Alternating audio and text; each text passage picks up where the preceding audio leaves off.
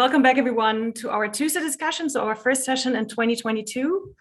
And I hope that you all had a great winter break and a long winter break and good time despite Omicron. This is actually the reason why we're having our meeting today as a virtual meeting, but we will keep you posted about the upcoming Tuesday discussion events and whether they will be taking place online or offline. So just stay tuned.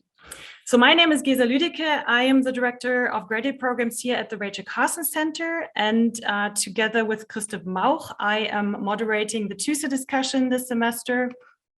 Today it's my turn, and I am very excited that we have two guests here today who will present their work to us. Dr. Alexander Schulan and Dr. Jan-Christoph Heilinger. They will give us insights into their ongoing research on justice and also the injustice of climate adaptation finance. And they will particularly zoom into what makes adaptation finance problematic. And they have identified three central criteria, which they will talk about and discuss with us. And we are actually very eager to hear about their latest findings. And maybe just a quick intro about the two speakers. So Dr. Alex Schulan is a member of the working group Climate Ethics, Sustainability and Global Justice at the Department of Philosophy at Christian Albrecht University in Kiel, so in the very far north of Germany. And he holds a doctoral degree in political economy, and he's actually currently pursuing another doctoral degree in ethics at LMU.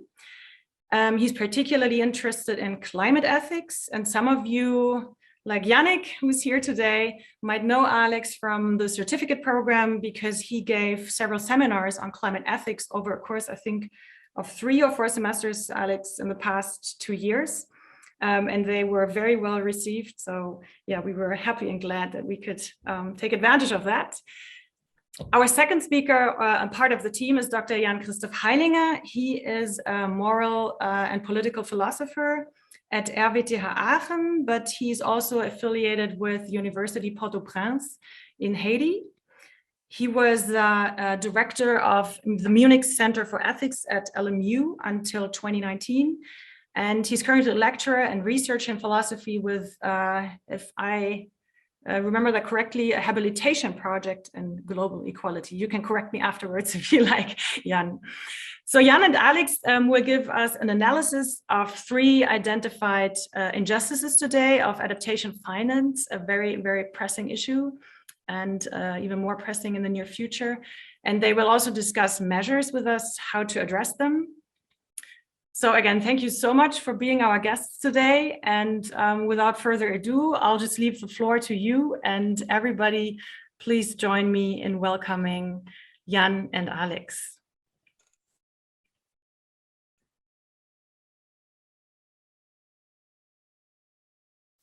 Yeah, thank you very much, Gesa, for the kind introduction, and of course as well for the invitation to have this talk today. And Jan and I really appreciate the opportunity to present our research in today's Tuesday discussion, and also welcome to all the participants. So I will pretty much jump into the presentation, as I will talk about 10 minutes or slightly more. So the topic today, as Gesa already announced, are 3 injustices in providing adaptation finance against climate change. And as we are philosophers, and adaptation finance is clearly an important topic in the domain of climate justice, I would start in the beginning with a quote from Karl Jaspers, which might also be related to climate change. There exists a solidarity among men as human beings that makes each co-responsible for every wrong and every injustice in the world, especially for crimes committed in his presence or with his knowledge. If I fail to do whatever I can to prevent them, I too am guilty.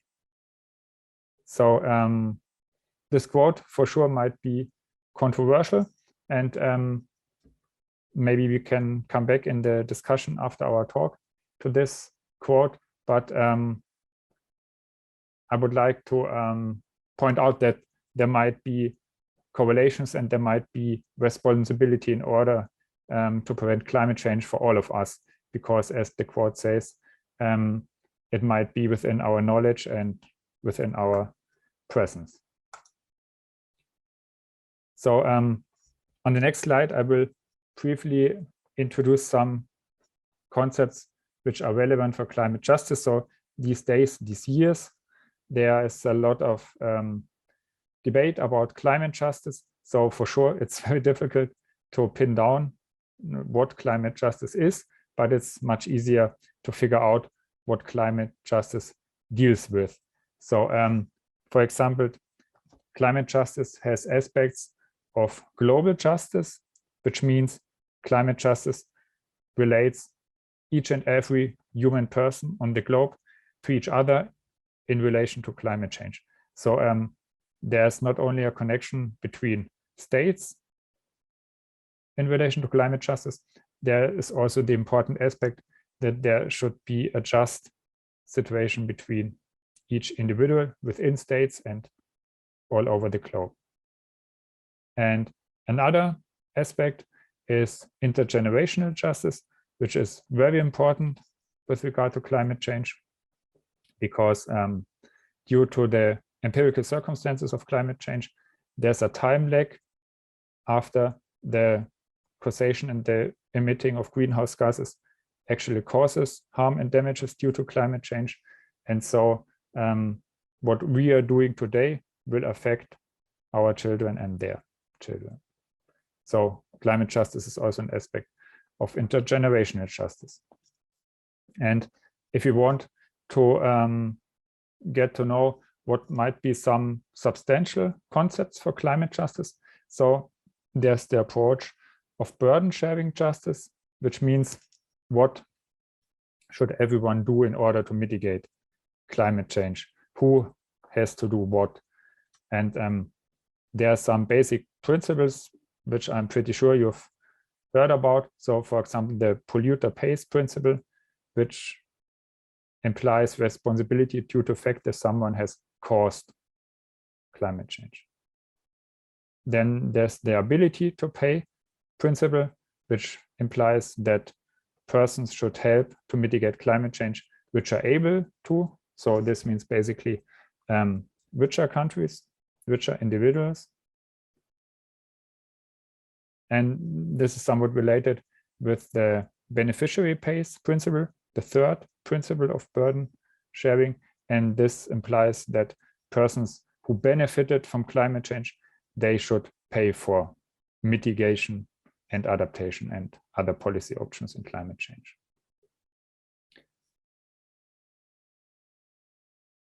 And then there's another concept related to climate justice, which is labeled harm avoidance justice. And this means that it is very important to keep in mind that climate change hurts persons. Climate change violates human rights. And therefore, the catastrophe of a runaway climate change scenario should be avoided.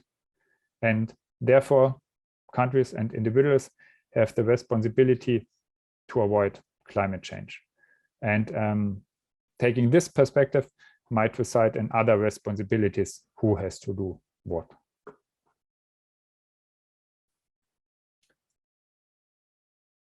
But today, we will focus on financing adaptation. So as all of you know, there's the policy option of mitigation, which means to avoid climate change, to prevent climate change. And then there's the second most important policy option, adapting to climate change, which means enabling persons to adapt with a changing climate, with changing living circumstances, to adapt to a changing environment. And today, it is the case that already persons suffer from climate change. They have to adapt, but these are mainly persons in the global south, and the global north doesn't stand up to his duty to provide adaptation finance in order to enable persons to adapt to their changing environment. And back in 2009 in Copenhagen, there was the pledge of 100 billion a year climate finance, balance between adaptation and mitigation. But up to now, the sums received do not fulfill this pledge.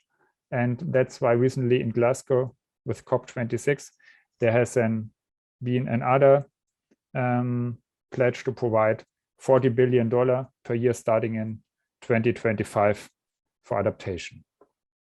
So it is to state that there is the adaptation finance gap, and which means that the amount available to adapt to climate change is lower than what is needed. And this is what we will deal with today. And in our presentation, we will identify 3 injustices in the providing and then the distribution of adaptation finance to the countries of the global south.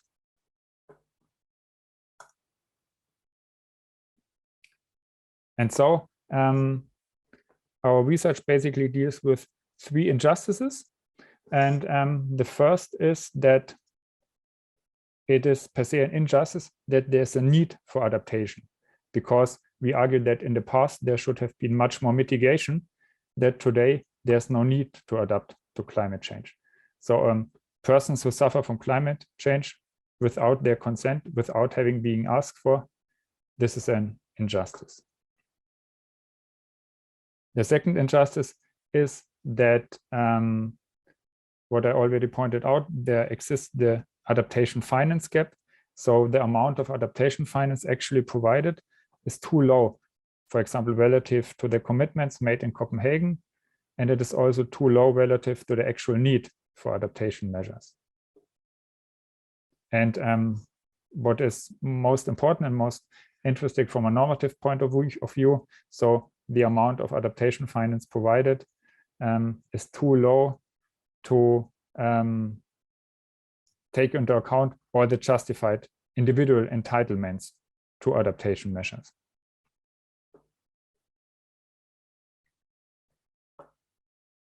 And what we will deal with in the remainder of this presentation is that there might be a third injustice insofar when the amount, the scarce amount and the insufficient amount of adaptation finance might be distributed according to a single criterion. And the criteria which are commonly discussed and which are also used in the actual distribution of adaptation finance, they are vulnerability and efficiency, and more recently in the debate, the criterion of democracy. And before I will discuss the criterion of democracy, I will briefly comment on the criterion of vulnerability and efficiency. So you might be aware of the criterion of vulnerability. It's also applied in the UNFCCC documents, that those who are the most vulnerable should receive help first. But there's also criticism of this concept, and especially from a normative point of view, every one of us is vulnerable qua being a human. So there are many layers and many aspects why every human is vulnerable, and that's why it's difficult to figure out why some persons suffer from additional vulnerability due to climate change. So this is challenging from a normative point of view. And the other criterion is the criterion of efficiency, which means you try to get out the most of your money which is spent on a project. In this case, it's adaptation finance, adaptation projects. But in this case, it's difficult to figure out what is your axiology, what is your scale, how to determine if the outcome of an adaptation project is really successful. What would you like to reach? How can you measure this? So this is, of course, also difficult. And in addition to that, measures of efficiency are blind to aspects of distributive justice. And that's why the criterion of efficiency is criticized as well. And to conclude, I would briefly comment the idea behind the criterion of democracy. So there are two thoughts with this regard. So there might be the possibility to distribute adaptation finance to more democratic countries without burdens to report every quarter or every half a year, or to provide much more information in order to get funding. This might be one interpretation of the democracy criterion. And the other interpretation of the democracy criterion is that more democratic countries should receive more adaptation finance. But in this context, it is important to note that the aim of this criterion is not to propose democracy as a form of government to non-democratic countries. It's just an idea to think about whether it might be justified to distribute adaptation finance based on the degree of democracy of the government. And due to time reasons, I will skip these more detailed arguments. Maybe we can come back to them in the discussion. And I would like to close with a problem which might arise given the democracy criterion. So in an ideal world, it might be unjust to exclude persons living in non-democratic countries from adaptation finance due to the fact that they are living in a non-democratic country. So this seems to be a double injustice, because they have to live in a non-democratic country and they might be excluded from adaptation finance. But given our non-ideal real-world circumstances, so there might be the risk that non-democratic countries might show some tendencies that the money is misappropriated and is not actually used for adaptation projects. And so in order to solve this normative question, we are going to learn more, and we are going to gather some empirical information about the question whether it is actually true or whether it is just a prejudice that non-democratic countries might be more likely to misappropriate adaptation finance. And the conclusion is that in order to solve all the three injustices we pointed out, which might sound trivial, but is actually a fair argument, that the global north should provide more climate finance. And the point we would like to make, that more climate finance would actually help to ease injustice one, because more mitigation would reduce the need for adaptation measures. And the same is true for injustice two. More adaptation finance would close the adaptation finance gap. And in turn, the pressure to deal with problematic choices in injustice three, how to distribute the adaptation finance, might also be not that difficult. So we would like to propose a pluralistic approach and distribute more climate finance according to many criteria to single adaptation measures, and in order to avoid a possible injustice when dealing with just one criteria. So this would it be for the moment from my side, and then I'm looking forward to your question and looking forward to our discussion.